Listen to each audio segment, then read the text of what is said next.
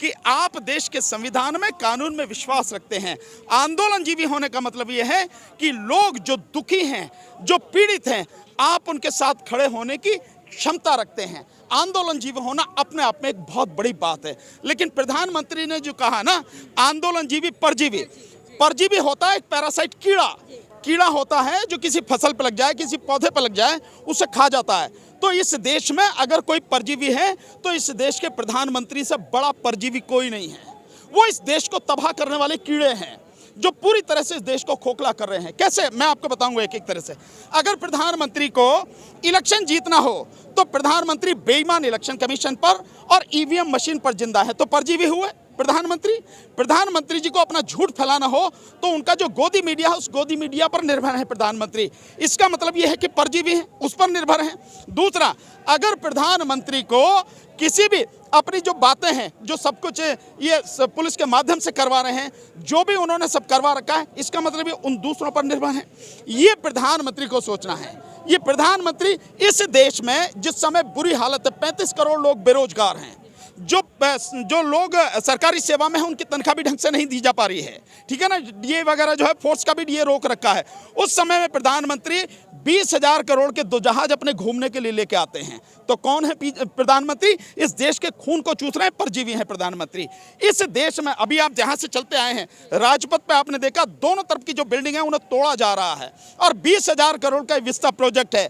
तो 20,000 करोड़ ऐसे समय में आप खर्च कर रहे हैं जब देश की आर्थिक हालत बहुत बदतर है।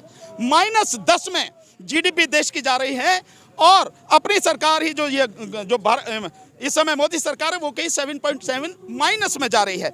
और 35 करोड़ लोग इस देश में जो बेरोजगार हैं, 3 लाख लोगों की मौत भूख से हो जाती है, 30 लाख लोग हर साल कैंसर की बीमारी से मर जाते हैं, करीब 25 लाख लोगों की मौत टीबी से हो जा रही है। जो प्रदूषण है, 25 लाख लोगों की मौत हर साल प्रदूषण से हो जा रही है।